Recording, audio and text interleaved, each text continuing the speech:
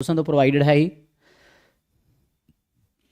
तो यहाँ पे जो है क्वेश्चन जिन लोगों ने लिखे हैं तो 1 से 10 में 2 और 6 है ना। तो और सब लोग ट्राई करो, कई बार ट्राई करो, फिर डाउट हो पूछो। तो क्वेश्चन नंबर 2 ये है, देखो। तो इसमें सिंपल है, तुम दो मैट्रिक्स बना लो और देखो दिख जाएगा।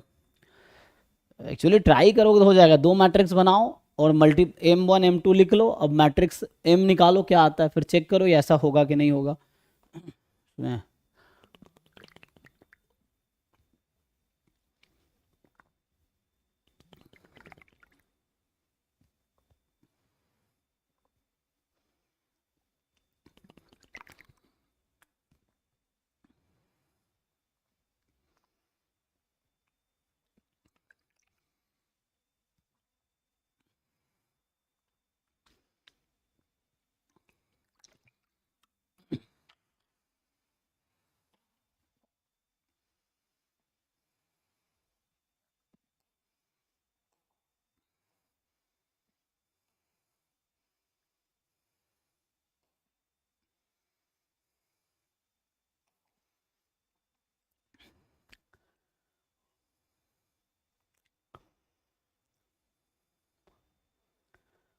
देखिए, तो M1 M2 कोई दो मैट्रिक्स बनाओ और उसको मल्टीप्लाई करके देखो होता क्या है। तो जैसे इसने कहा उसके अकॉर्डिंग सोचो। तो इसमें है कि M जो है M1 × M2 है। M1 M2 3 × 3 की डिस्टिंक्ट मैट्रिसेस हैं। Consider the following two statement कि M का जो रो है वो लीनियर कॉम्बिनेशन होगा रोज ऑफ M2 का, और M का जो कॉलम है that will be linear combination of columns of M1, है ना। तो इसमें एक सिंपल, या तो तुम्हें थ्योरेटिकली समझ आता है तो ऐसा है, M1 मैट्रिक्स में ये रोज ऑफ M2 बोला है ना, तो M1 को कॉलम के टर्म में लिख लो। मान लो ये वेक्टर है V1 कॉलम्स ऑफ M1 ना। तो ऐसा समझो कि ये V1, ये V2, ये V3, ठीक है। तो ये पहला कॉलम, दूसरा कॉलम, तीसरा कॉलम M1 मैट्रिक्स का। और M2 को अगर तुम लिखोगे तो अभी के लिए ऐसा लिख लो U1 U2 U3। सो ये कुछ ऐसा है, मतलब समझो कि U1 U2 U3 रोज हैं। फर्स्ट रो M2 का, सेकेंड रो। ऐसा क्यों लिख रहा हूँ, according to demand of the question. तो अब अगर M1 M2 को मल्टीप्लाई करोगे ना तो होगा क्या। तो वैसे तो अभी ये भी 3 × 3 की मैट्रिक्स है, ये नहीं कि 1 × 3, नंबर्स नहीं है, वैक्टर्स हैं। ये भी 3 × 3 की मैट्रिक्स है। तो हम लोग मल्टीप्लाई कैसे करते हैं, तो अगर तुम वैसे मल्टीप्लाई करोगे तो नॉर्मली ये ऐसा बनेगा, है ना। अगर तुम देखोगे इसको मल्टीप्लाई करोगे तो ये वैसे ही होगा। सो ये होगा V1 × U1 plus V2 × U2 plus V3 × U3, क्योंकि देखो जो V1 है ना वो कॉलम मैट्रिक्स है। तो V1 का जो ऑर्डर है वो है 3 × 1। सो ये है 3 × 1, और U1 जो है रो मैट्रिक्स है। तो U1 का जो ऑर्डर है वो है 1 × 3। सो 3 × 1 1 × 3 3 × 3 हो जाएगी।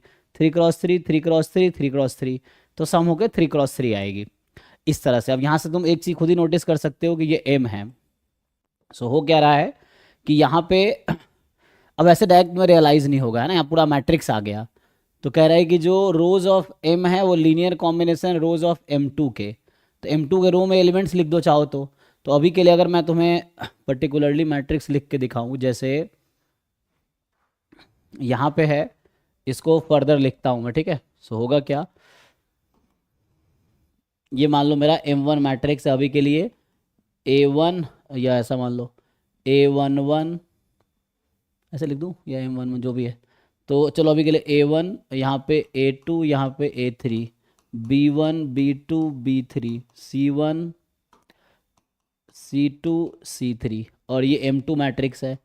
M2 मैट्रिक्स में ऐसा कुछ बना लो एलिमेंट्स, है ना। तो M2 के जो एलिमेंट्स हैं वो होगा कुछ वैसे लिख लो PQR में, है ना। तो मान लो ऐसा है P1 Q1 R1 और P2 Q2 R2, या कुछ नया लेना है ऐसा लिख सकते थे, और P3 Q3 R3, ऐसा PQR में लिख दिया। और इसका ABC में, हाँ ABC में, ठीक है ना। सो A1 B1 C1 इस तरह से देखो। तो अभी समझ आ रहा है क्या है U1। तो यहाँ से अगर तुम इसको देखोगे ध्यान से, अभी पहला स्टेटमेंट को मैं जस्टिफाई कर रहा हूँ। फर्स्ट स्टेटमेंट कह रहा है कि row of M are linear combination of rows of M two. तो मुझे रो निकालना है एम का, ठीक है ना। सो एम का मुझे क्या फाइंड करना है, रो। सो एम में इस तरह से रो होगा ना, first row, second row, third row. तो मुझे रो वेक्टर फाइंड करना है। तो मैं क्या करूँगा, यहाँ पे पुट करूँगा मैं v1 v2 v3 की वैल्यू। सो v1 क्या है मेरे पास, v1 रखो जो है, v1 पुट कर रहा हूँ, u1 एज इट इज़ रहेगा। सो v1 is a1 a2 a3, ये v1 है और u1 बाहर रहेगा, प्लस ऐसे ही v2 पुट करो। v2 क्या, देखो ध्यान से, इसका नाम रखा गया है v1, this is v1, this is v2, this is v3। It was u1 u2 u3, इस तरह से। तो अभी के लिए मैं v1 पुट कर रहा हूँ, ऐसे v2 पुट करूँगा तो क्या होगा। सो v2 में है b1 b2 b3 into u2 plus फिर v3 पुट करो। सो v3 जब पुट करोगे तो क्या होगा, जब v3 पुट करोगे तो v3 है c1 c2 c3, है ना। सो c1 c2 c3 और यहाँ पे है u3, ठीक है। अभी अब इसको मल्टीप्लाई कर दो, तो जब मल्टीप्लाई करोगे तो m क्या बन के आएगी, देखो। सो यहाँ से जो m मैं लिख रहा हूँ वो what is that m। So that m will भी, उसको मल्टीप्लाई करो, ये आएगा a1 u1 plus b1 u2 plus c1 u3, ये फर्स्ट रो है m का। ऐसे सेकेंड रो होगा a2 u1 b2 u2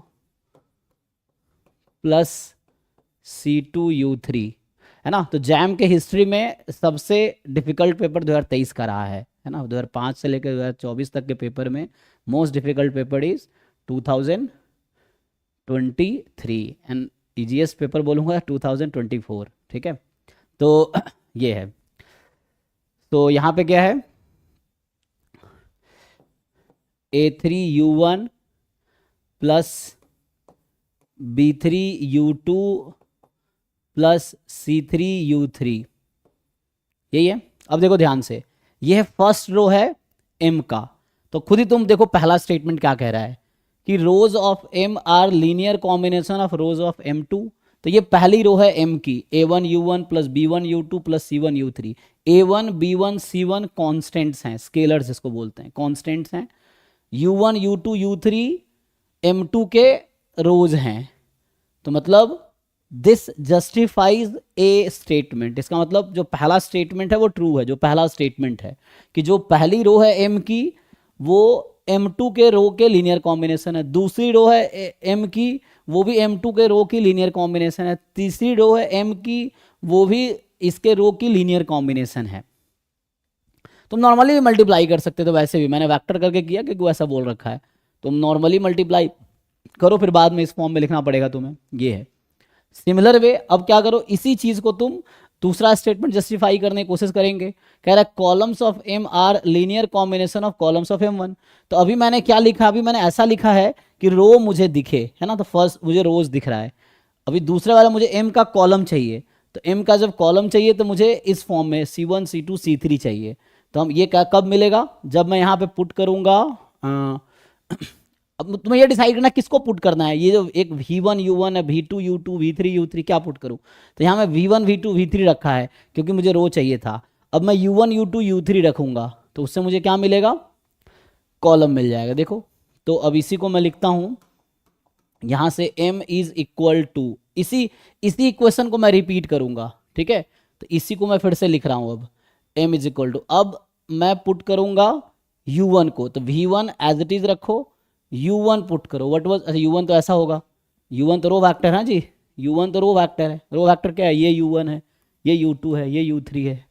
तो u तो रो वेक्टर है, फर्स्ट रो u1 है, तो रखो यहाँ पे p1 q1 r1, ये हो गया, प्लस v2, है ना, ये v1 था, v2।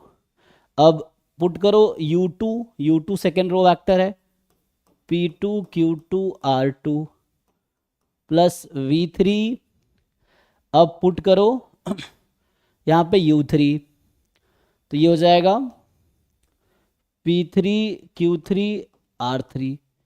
अब इसको मल्टीप्लाई कर लो, तो अगेन सेकेंड स्टेटमेंट जस्टिफाई हो जाएगा और ट्रू आ जाएगा।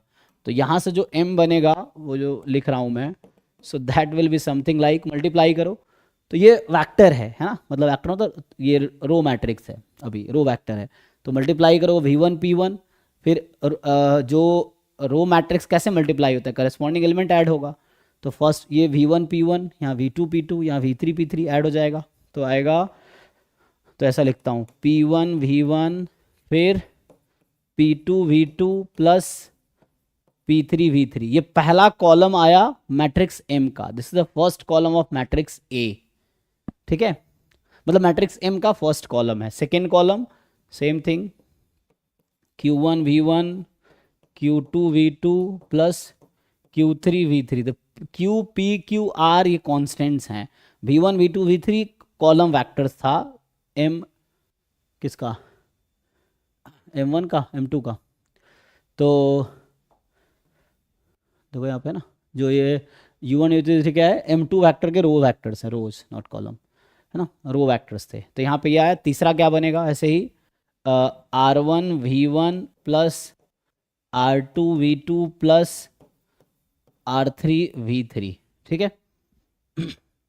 तो ये आ गया। अब क्या देख रहे हो, जो फर्स्ट कॉलम है m का, that is the linear combination of v1 v2 v3, क्या है v1 v2 v3, कॉलम्स हैं m1 मैट्रिक्स का, तो columns of m are linear combination of, तो first column is a linear combination of v1 v2 v3, second column is linear combination of v1 v2 v3, third column is the linear combination of v1 v2 v3, theoretical question है actually, ठीक है। तो इसका मतलब दोनों statement यहाँ पे true है, और भी दूसरा अप्रोच हो सकता है, जो कि मैंने अभी ये सॉल्व किया इस तरीके से, तो ये ठीक है। तो बोथ आर ट्रू स्टेटमेंट, तो both are true statement. Okay जी, कुछ पूछना है, देखो नेक्स्ट। तो ये था सेकेंड क्वेश्चन 2023 जैम का, 2 के बाद है 5 देन 6, अच्छा, तो और सॉल्व करके आई होप सब लोग आए हो, नहीं सॉल्व करके आओ तो डाउट मत पूछना। तो